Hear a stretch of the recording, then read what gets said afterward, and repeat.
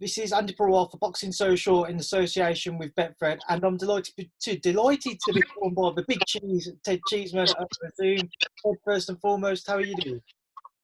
Yeah, all good, mate. All good. Just enjoying this bit of freedom at the moment. Back training and training hard, and hopefully looking forward to some fight news soon. Let's obviously get into it. Firstly, you mentioned your training. How have you found trying to train whilst being in lockdown? I think it's as long as you got access to the gym, I think it's the easiest possible time you could think about training, because there's not much else to do. So there's no distractions, no nothing. So it's been the best and easiest part of time to train for me. How was you finding like the level that you was training at? Was you pushing yourself away that you would in a normal camp? Was you taking your foot off a bit? How did you find trying to balance it? What, while in lockdown? Yeah, whilst in lockdown. At first, it was more working on stuff and practicing and learning new things and working on things we've been working on. But obviously now, it's got back to the nitty gritty, the early morning runs, the hard bits, and getting ready to start being in a proper fight camp. So hopefully, it's been enjoyable to start with, and hopefully by the time we get to sort of get a fight date and maybe come to near a fight, everything will only just start opening up, and then it's easy to train, and it'd be nice to have a break again when everything's back open, so you can do everything. Obviously, we just briefly spoke off of the camera after the interview, and you said that you're back in now with Tony, doing a few sessions here and there now. How are you finding being back in the gym? Yeah, it's really good. Obviously, you miss the boys. You have a routine. It's our job, so you got a routine every day. We do. You're used to seeing the boys every day. You grow close to each other, and it's been good. Obviously, you know what? Sometimes it's good because at some point the training you hate it, some you love it, and then sometimes you have thoughts and you think, I can't be asked to boxing no more. It's too much. But you never really have that bit of space and time off. And I think that little break that I had sort of made me fall back in love with the sport, and sort of we had to train at home on our own, but it's up to us whether we've done it. And at first it was nice to have a break, but then in the end I was like bang straight on it, and I wanted to train really hard, and I wanted to get back to where I wanted to be. So it's good now obviously to be back in with the boys, and everyone's still a decent fitness and decent level of fitness, so everyone's been training and been on it, and I just want a bit of full normality, but obviously we're not there yet, but it'll be good when it don't look like we're too far. We'll come on to obviously that Sam Eggington fight in a little while, but I just want to reflect on your 2019. John said yesterday to me you had a very tough and difficult 2019 with the fights you had, the draw with Kieran and the two defeats to Sergio and Scott. When you reflect on it, what's your overall feeling towards 2019? What's your overall thoughts on it? It was just like overall is a good year and a bad year. It's like a mixed year. It sort of helped me come over my life experiences I needed to get over, but I had a bit of bad luck with decisions, and I just felt, to me, still now I've got to take it as that. In my head, I believe I've only lost one fight, and that's because my head weren't there mentally. But now I just got to take it all as experience. I'm still in the same place. Like you said, everyone's talking about these big fights I'm going to hopefully be in soon.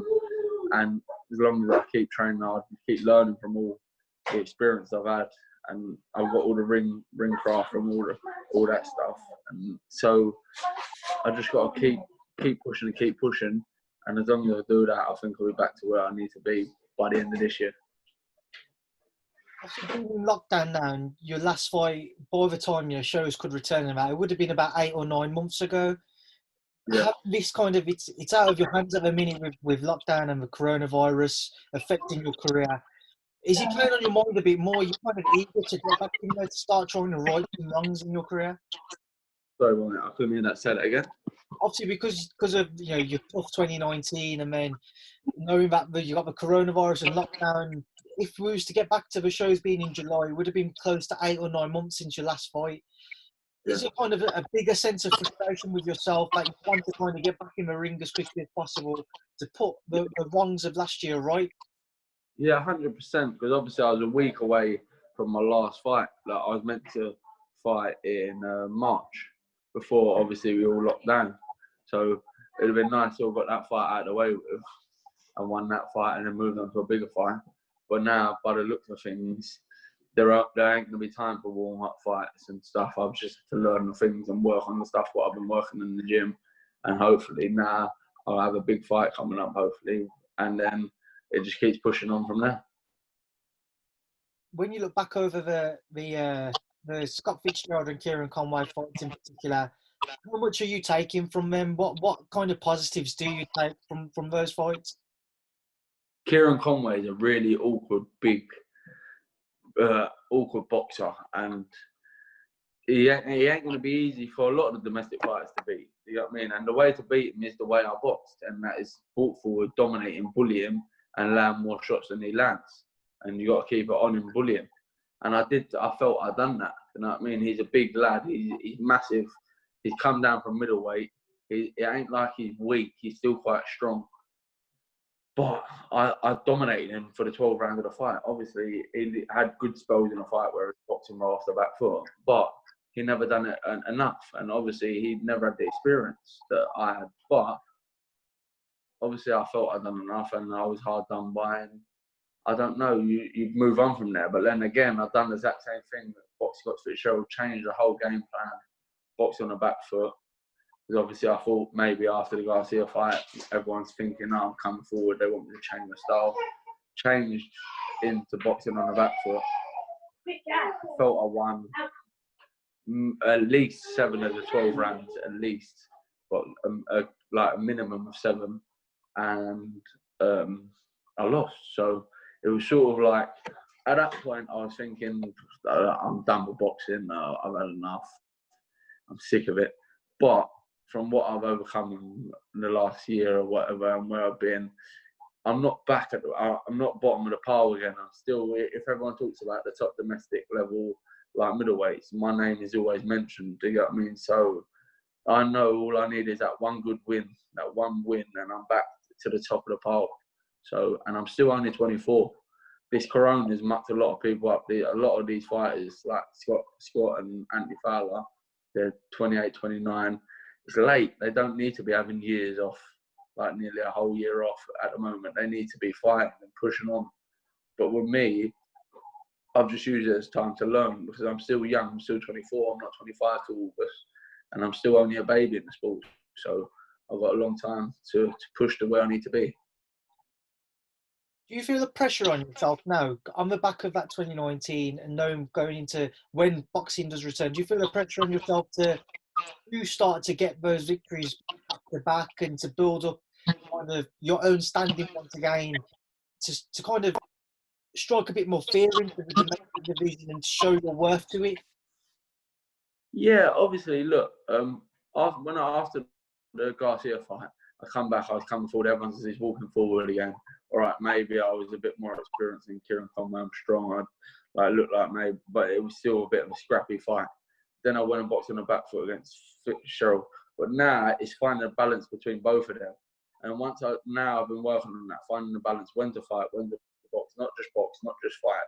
To find a balance in the time of the fight, when I need to be boxing, when I need to be coming forward. Once I master that, then I dominate the domestic level, domestic scene at like middleweight. And I'm still a puppy, I'm maturing, I'm punching harder all the time, I'm getting stronger all the time. And I just feel like now I've come through what I needed to come through. And listen, if I was going to be knocked down and not come back again, I would have been finished by now. And I'm more determined than ever this year. And I think the lockdown done it for me. I think before the lockdown, I was training for an 8-rounder against someone, a French fighter, I think he's like 9-1. But obviously the record looked better than what the fighter was. And I was training hard, but I weren't excited. You know what I mean? It was sort of, I just need to get this win. To sort of, so I've had a win. But now, the fights that I keep getting mentioned to me, all the different fights, I'm excited. I'm like over the moon. I'm raring to go. And I've been training like a lunatic, training the hardest I have in the last few years. I've just got that bit extra spite in myself, I feel. And I'm just looking forward to getting a big fight, getting that pressure back on me, getting the everyone talking about the fight again, getting the doubters behind me again, saying that Ted's going to get beat and that's him done, and I can't wait for that. So, and then go and get a massive win, and then it all change back around, swing back to in roundabouts to my way, and everyone believing me again. Let's get into the potential fights for yourself. Firstly, with Sam Eggington, we've seen over social media that yourself and Sam are supposed to have agreed to the fight, to have face each other in one of Eddie Hearn's matchroom fight camps. Talk to me about that. How kind of has that deal kind of come about? When did talks begin? Obviously, there was other fighters named to me before Sam, like through Tony, and obviously, like as long as I know Tony's happy with the fights, when he asks me whether it's yes or no, my answer is always yes. Do you know what I mean? So, like, Tony sort of, obviously before wanted me to have a warm-up fight, but now he knows we've had the time to learn in the gym. It's been long enough now. If we're going to be in fights, we need a proper fight. And after I accepted one fight, before that fight was on, I ain't saying no name, but then obviously a fight got, Eddie Hearn rang Tony and said, like, well, Sam Eggington said he'll fight for me. So then Tony straight away said, well, Ted, let's make the fight with Ted.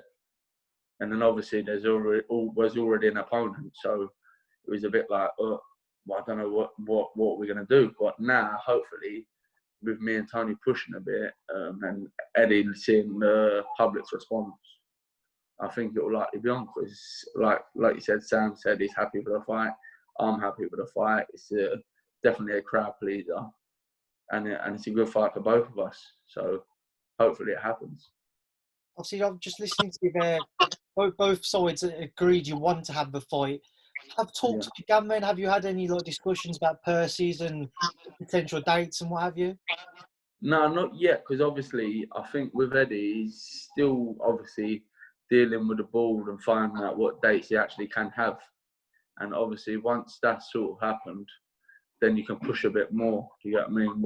You can push for the fight a bit more. But I think he knows that we both want the fight, so it's quite easy. It ain't like we're both training for a fight, so no one's got no excuses to say, "Oh, well, I didn't know I was fighting him then. I want to push it back to then." He knows we're both fighting towards the earliest date, which I think is like the end of July, and we're both training, and we're both happy to take the fight. So it's an easy one. It's different if one of us was saying maybe, but we're gonna have to need this time, and it's got to be this day. But we're both just raring to go and willing to take the fight. So I think it's an easy one. He's just, once he decides he really wants to fight, he's got to put purses to both of us, and I think that'll be the hardest bit. With Sam, people look at him and think, come forward fighter, loves to have a tear up. And people look at yourself and think the same. I know you said, you've tried to box a bit more against Fitzgerald and you're trying to show that side to your skill set now. But people still have that kind of vision of you having a terrible way back with Sam. Is that how you'd expect to fight between the pair of you? Do you think it's just going to be the pair of you trying to just go for it for as long as the fight lasts? Listen, you've got to use your brain. Like I said, I've been working on when's the right time to fight, when's the right time to box. Obviously, with Sam, no matter what, the way he fights, there's going to be points in a fight where I'm going to always have to stand there with him. So it's going to be a good fight either way, whether I try and box or whether I stand and fight the whole time. No matter what way I do it, there is going to be points in a fight where we're going to have to stand toe to toe. And it's going to be an exciting fight because we both can take a decent shot, both have got a lot of heart. And it depends how the fight's going. Either way, one of us is going to leave it all in there. Do you know what I mean? We're both going to leave it all in there, and we're both going to try and get that win. So we soon, hopefully, I'm excited. I'm really pushing. As much as I've already had opponents named to me before, none of them excite me the way the Eggington fight excites me. So I'm praying and hoping that the fight gets made. Who would you say there'd be more pressure on to be successful in that fight, yourself or Sam? You're both obviously having defeats on your records now, trying to build yourselves back up. Who is there more pressure on, in your opinion? Who's there more pressure on? Yeah. I think definitely me, because, listen, I've had 2 defeats, But one was everyone. It was for European title fight. A lot of people say maybe I took the fight too early. Obviously, I come out said my head burnt there, and then I lost to Scott Fitzgerald, which was a bit of a lot of people still do think I've won. You know what I mean? So, but with Sam, he's had 6 losses, and a couple of them have been bad losses. You know what I mean? So he's he's always there because he's a big name. And no matter who he fights, he comes to fight. But I don't think there's as much pressure on him, especially like when the fight got announced. I see a lot of people speaking to me saying like I'm the favourite in the bookies already when the prices have been put out. So I think there is a lot more expectancy from me than there is him. Obviously, he's had a lot more harder fights than me. I've had quite a few hard fights, but he's had a lot more harder fights. So I don't know. Listen, I want the pressure to be on myself anyway. So I like the pressure on me because I thrive off that. It makes me train better. If people think I'm gonna win easy, and I start believing it, it makes it sort of you get a bit complacent and don't have that as much in you to want to push. But right now, I've got it where I just want to keep pushing, and there will be a point once a date comes where I'll have to slow down maybe for a couple of days or a weekend off and stuff to sort of so I don't peak too early because obviously I'm training really hard and this is probably one of the fittest I've been for a long time. Obviously, we ain't been able to do a lot of sparring. But no sparring at the moment. But hopefully, within the next few weeks, the rules change and we'll be able to do some in-house gym sparring maybe. And then you're getting more close to the fight. Just a final thing on Sam then. When you look at his career and the defeats he has suffered, what do you take away from them and the wins that he's had? What do you take away from his career? The thing is, I look at it now. Obviously, when I was young pro coming up and I was unbeaten after boxing, everything is about your record. Yeah? But I can guarantee Sam's earned a lot of money. He's had a lot of good wins. He's won some good titles, and he's a real recognised fighter. Everyone recognises his name as a top tough fighter. So he's had some bad losses, but it don't matter. He's one of them. He takes every fight that's offered to him. Do you know what I mean? He don't duck away from the fights. So he's going to have defeats. You know what I mean? There's a lot of fighters who might be 25-0, but they've not fought no one near like what he has. So they're unbeaten for that because they've been manageable. He's not unbeaten because he's took the risks. And obviously, it's always about reward and risk. And sometimes the reward's been greater than the risk. So that's why maybe he's had them defeats. A couple of things away from Sam then. Obviously, you've mentioned, we've spoken about the potential fight between the pair of you at Matchroom's fight camp. Firstly, what are your thoughts on Eddie's proposal there to have shows put on at Matchroom HQ? Yeah, it's a great idea. I think the toughest part of it, I've been looking at it and thinking, the toughest part of it is getting there on the Tuesday, doing the test instead of being stuck in the room for 24 hours. So it's going to be boring, isn't it? I hate not being able to just not walk about or do whatever I want to do. So 24 hours in a room, it's going to be very boring. Obviously, we know that when shows do return, they will be behind closed doors. What are your thoughts on that as well, having no fans there? Obviously, you're never going to know your real feel of it until you've actually done it. You get what I mean? Like, obviously, for me, all I've been saying, we're fighters, we spar in a gym, but obviously, when there's no crowd there and you're sparring, it's like sparring, but someone's got to win. So the difference is you're going to leave it all in there and go for the kill. Do you know what I mean? Like, you're going to try your hardest to get the win, get the knockout or whatever. But when it's sparring, obviously, if you hurt someone or something, you step back because you're working and stuff. But you don't really know the real feel of it until you've actually done it. But I think it's going to be good. I think it's going to show a lot of people who thrive off the crowds and get nervous and use their nervous energy. It could work in good ways for some people, could work in bad ways for others. I don't know. I'm looking forward to be a part, hopefully be a part of it and see what it's all about. Ted, before I do let you go, I do just want to get your thoughts on a few other things as well. Starting off with a couple of your campmates, John Ryder, because I spoke to John yesterday. You know, he obviously would love that Callum Smith rematch, but away from that, he has spoken about Danny Jacobs and most recently Rocky Fielding in what would be another rematch. What are your thoughts, firstly, John and Rocky fought? The thing is, I think with John, he's a total different fighter to when he fought Fielding last time. He's a really close fight, and I think John may have nicked the first one. But with John now, he, like, just from sparring him, you can see like he's so much different, learned so much more in these high-profile fights he's had against really good fighters. So he's got a lot of experience, a lot of good experience. Plus, he's got his confidence back. And before, he would sort of just go through the motions. Now, he's flat out and he's got that spitefulness back.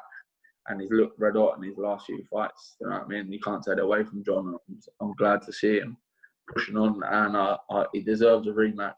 If not, I hope he gets another world title shot. And another one of your campmates, Conor Benn. Conor is mandatory for that British title.